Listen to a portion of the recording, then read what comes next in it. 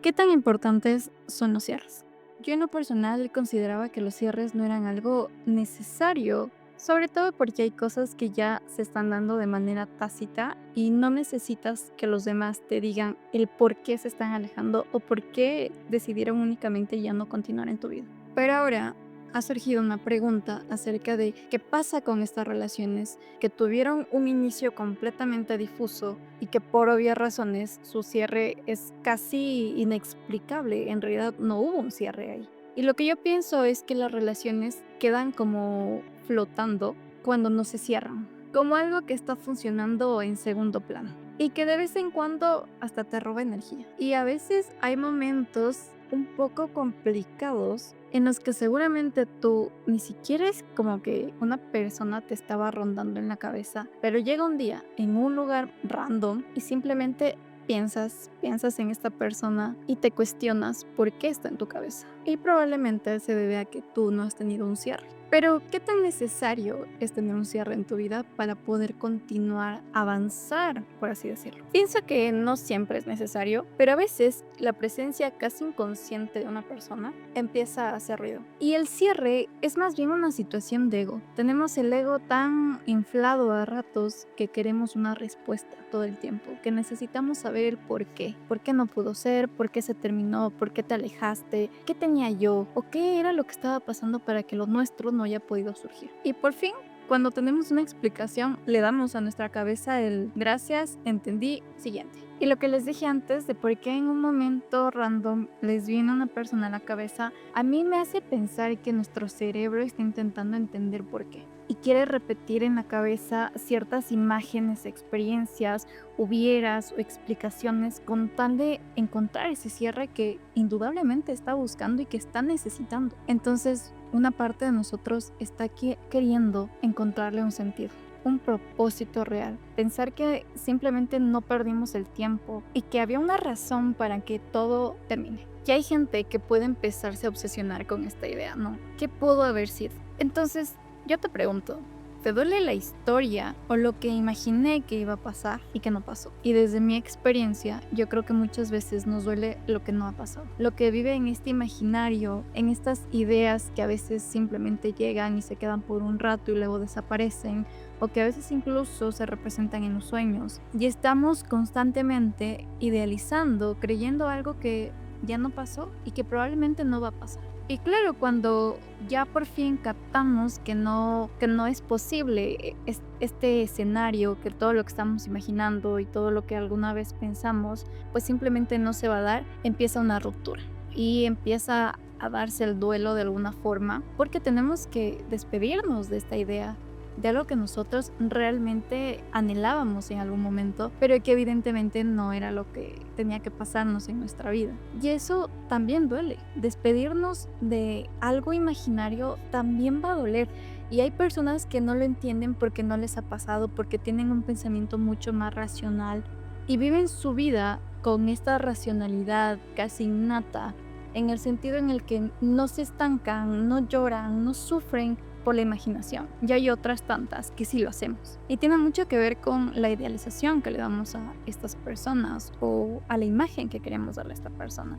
Y la idealización probablemente está muy distante de la realidad. Quizá yo vi en esta persona algo que tal vez ni siquiera estaba pasando o que esta persona ni siquiera estaba pensando o sintiendo, pero en mi imaginario yo sí pude ver eso. Y mirar en retrospectiva yo siento que ayuda, pero únicamente si la retrospectiva nos hace tener una mirada mucho más objetiva y más crítica para saber que ciertas cosas no estaban bien y que quizá lo que yo estaba viendo en ese momento era únicamente la manera que mi cuerpo, que mi mente, que mi ser estaba buscando de ya no sentirse sola, de sentirse comprendida, de sentirse querido o querida. Y en su momento, la llegada de cada una de las personas significa un periodo de aprendizaje gigantesco y para muchos, incluso algunas personas pueden llegar a ser salvadoras, que creo que es una etiqueta muy fuerte y muy pesada que le estamos atribuyendo a una persona que quizá ni siquiera sabe que le dimos esa etiqueta. Pero sí, hay personas que a veces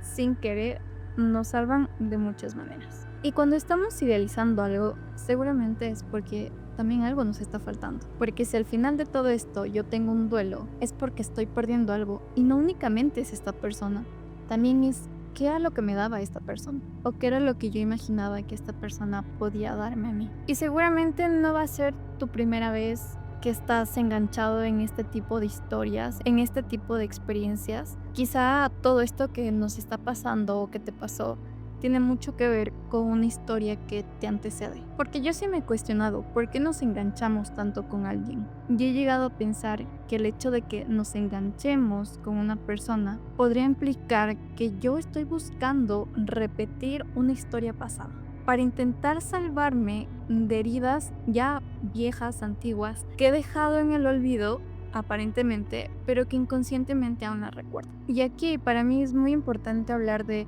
cómo ciertos vacíos hacen que veamos cosas en personas que tal vez simplemente solo están siendo amables. Yo alguna vez conocí a una persona que para mí era muy especial. Yo le quería muchísimo, no en el sentido romántico, pero tenía un aprecio muy importante y grande por esta persona. Y esta persona no cambió mi vida, obviamente, pero cambió mucho de cómo yo veía mi vida, de cómo yo me relacionaba con las personas y de cómo también empezaba a juzgar, sobre todo a mis padres. Y esta persona llega a mi vida a cambiar todo este sistema de creencias que ya yo tenía trabajado durante años y que él ni siquiera, o sea, estaba consciente de que yo estaba cambiando mi sistema de creencias y de aprendizaje por su llegada. Simplemente él estaba siendo mi amigo, estaba siendo de alguna forma incluso hasta mi confidente, porque podía hablar de ciertas cosas que a mí me estaban doliendo y que él de alguna manera las entendía o al menos estaba presto para escucharme. Y yo idealicé esto. Cuando esta persona empezó a pasar mucho tiempo conmigo, yo empecé a verlo de una manera diferente. ¿Y saben qué me di cuenta al final de todo? Es que solo era yo. Esta persona nunca me dio nada más para yo creer que estaba interesado en mí. Únicamente fue amable. Me escuchó, me vio, quiso hablar conmigo, quiso pasar tiempo conmigo. Hicimos tantas cosas normales, pero para mí, en un mundo donde estaba acostumbrada a que la gente me invalide, que pisotee mis creencias, que pisotee mis ideales, que completamente yo quedé al final de todo una persona que por un momento valoró quién era yo realmente y le agradaba a la persona que era yo, pues básicamente a mí me creó una confusión creyendo que esta persona quería algo y pues obviamente estaba equivocada. Y claro, al darme cuenta que mis sentimientos estaban creciendo y obviamente no eran recíprocos, la mejor decisión es siempre alejarte cuando igual estás teniendo una idea errónea de alguien, que pues ese alguien no está haciendo nada para que tú pienses eso. Pero es algo también, creo yo, de mucho trabajo interno, porque muchas personas a veces ni siquiera lo pueden notar cuando les pasa, ¿no? A veces nos queremos quedar con la idea de que estas personas únicamente nos lastimaron o jugaron con nosotros, cuando yo creo que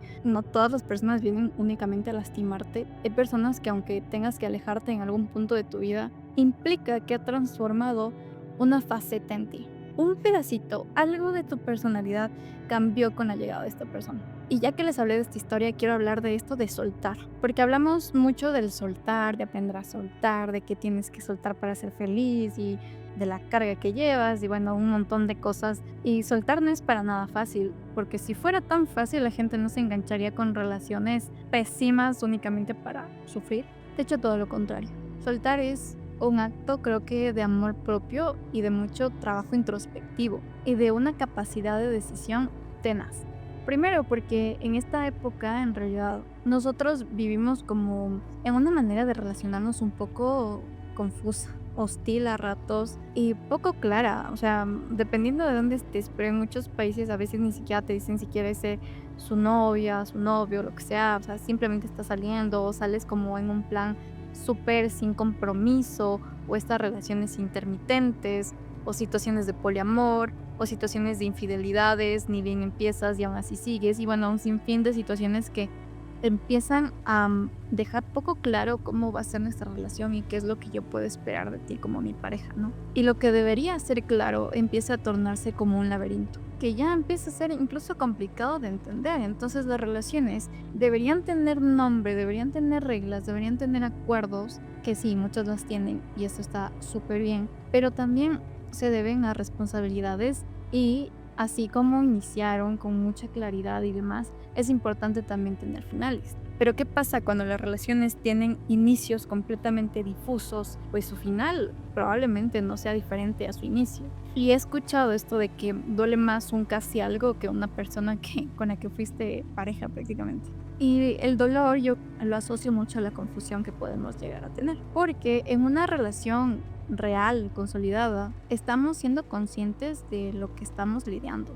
Y en una no relación o en una relación informal, estamos luchando con los fantasmas de nuestro pasado, de lo que nos está acechando y de las inseguridades que tenemos y también de lo que quizá gente a nuestro alrededor nos está pudiendo transmitir de lo que ven o incluso de las señales un poco confusas por parte de la otra persona.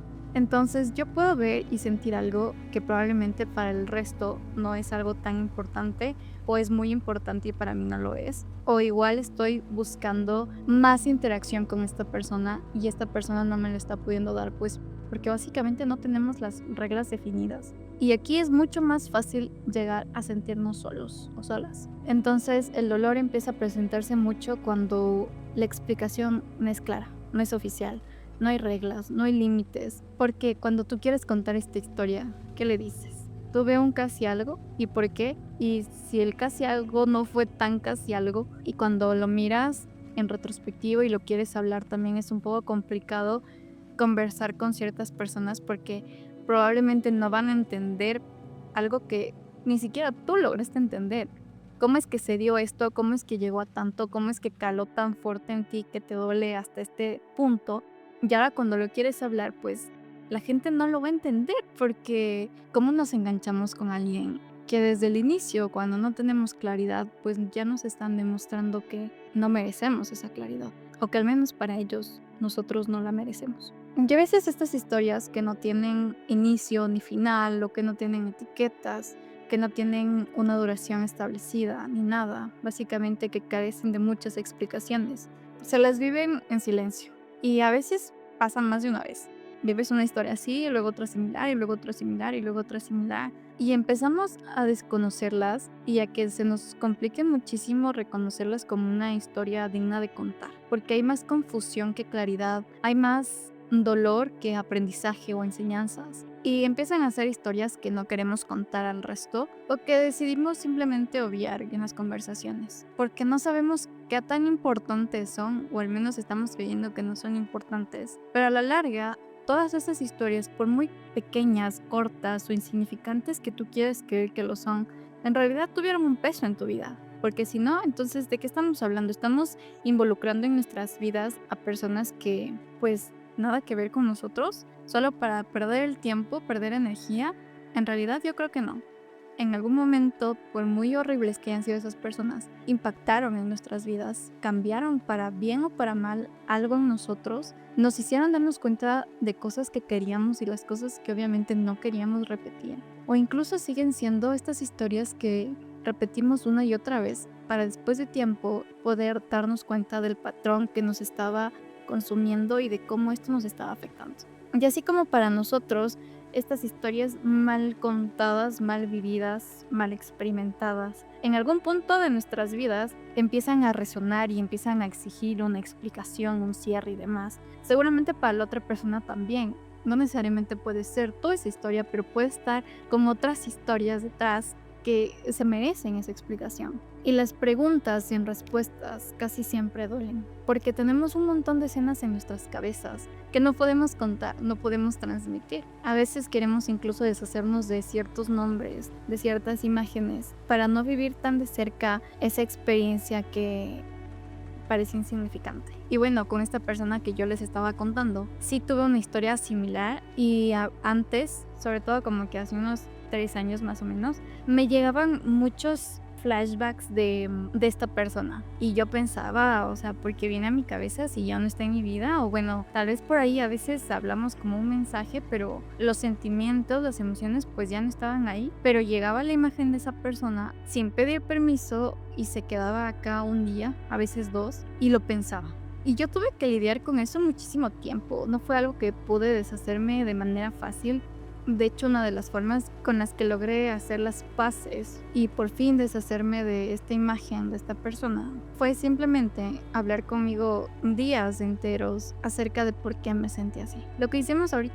Y claro, llegar a darme cuenta que en mi cabeza yo tenía una necesidad urgente de validación, de visibilidad, de aprobación, y que una persona llegue y te dé esto automáticamente para ti hace que tenga mucho más sentido tu vida. Y la manera en la que empiezo a recordar, por ejemplo, hoy que les cuento esto, ya no lo recuerdo con tristeza ni con frustración. De hecho, me trae un recuerdo agradable por lo que esta persona implicó en mi vida, es decir, lo que les dije del aprendizaje y demás. Pero en ese momento a mí me daba mucha tristeza, me dolía mucho el hecho de preguntarme y cuestionarme por qué no pasó. Y el dolor estaba centrado en una historia imaginaria que a mí me hubiese gustado en ese momento vivir, pero que obviamente ya no viví, ¿no? Entonces no había, realmente cuando recuerdo esta historia, no había dolor de por medio. Estoy hablando de una persona que era buena conmigo, agradable, que me cuidaba, que hablaba conmigo, que me escuchaba, en fin, una serie de cosas. Entonces no había un dolor real detrás de la historia, no había una persona que me estaba agrediendo de alguna forma. De hecho, todo lo contrario. Y sin embargo, para mí era una historia dolorosa. Entonces, después de que me di cuenta cómo mi cabecita estaba manejando la narrativa, me di cuenta que me estaba juzgando cañón, o sea, de una manera inexplicable. No entendía por qué yo me estaba juzgando tanto por sentir de alguna manera. Y después me di cuenta que la manera en la que yo estaba sintiendo era un poco nociva para mí misma, porque yo lo sentía así cuando en realidad pues no fue así. Cuando pude hablar de esta historia, lo hablé con una amiga, empecé como a darle más significancia a la relación.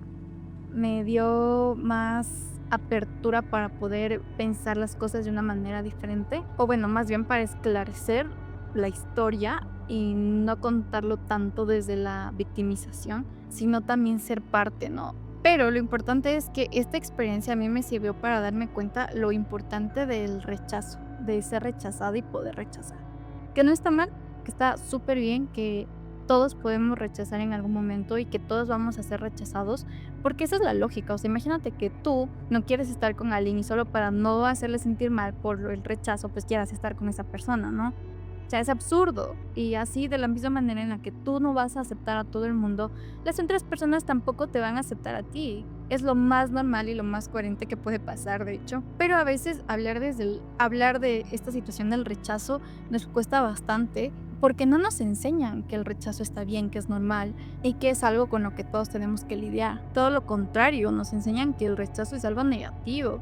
Desde cuando eres pequeño y los niños no quieren jugar contigo, cuando ya eres adulto y por ejemplo, no quedas en un puesto de trabajo. Y claro, o sea, nadie es como que te recrimina por no quedarte en un puesto de trabajo, pero tú ves la cara de decepción. Las caras dicen más que mil palabras. Entonces, esta cuestión del rechazo sí es súper fundamental. Yo creo que es una de las cosas que nos está costando mucho como sociedad, aceptar que no siempre merecemos ese espacio, ese lugar, esa persona, porque tenemos mucho que trabajar en nosotros. Y probablemente cuando hayamos logrado cierto trabajo, cierta transición en nuestra vida, las cosas también van a cambiar. Y yo soy fiel creyente de eso. Mientras tú más evolucionas, vas a irte encontrando con personas a tu alrededor que van a resonar contigo, con tu forma de vivir, con tu forma de pensar, incluso hasta con tu forma de gastar el dinero, porque es parte del cambio. Entonces, cuando tú cambias por dos cosas, ya sea porque es una decisión propia tuya y eso te va a llevar a contextos diferentes, o porque estás en un contexto diferente que te está influenciando y te está cambiando. Y hay cambios positivos y hay cambios negativos que obviamente unos te van a sumar, otros te van a restar, otros van a hacer que te mantengas en un equilibrio de manera más consistente, pero eso es indudable, estamos cambiando constantemente. Entonces, hacer las paces con ese pasado, mirarlo desde una manera en la que ya no nos duele tanto, que podemos recordar de una manera amable,